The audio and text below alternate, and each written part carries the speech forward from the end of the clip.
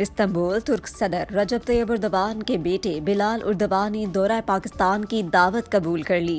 ترکی کے دورے پر موجود وزیر کھیل پنجاب رائے تیمور خان بھٹی کی استنبول میں ترک صدر رجب طیب اردوان کے بیٹے بلال اردوان سے ملاقات ہوئی، جس میں ترکی اور پاکستان کے درمیان مقبول روایتی کھیلوں کا ایکسچینج پروگرام شروع کرنے پر اتفاق کیا گیا۔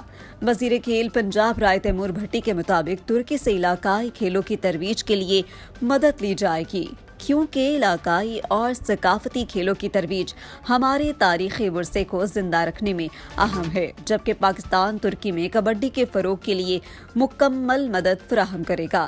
وزیر کھیل پنجاب نے بلال اردوان کو پاکستان میں روایتی کھیلوں کے میلے میں شرکت کی دعوت دی، جو انہوں نے قبول کر لی۔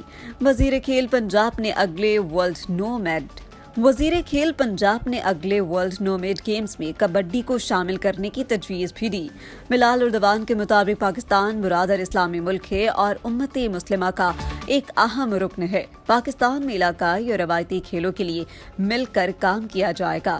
اس موقع پر D G sports Punjab Adnan Arshad, Aulakh اور دیگر بھی موجود تھے۔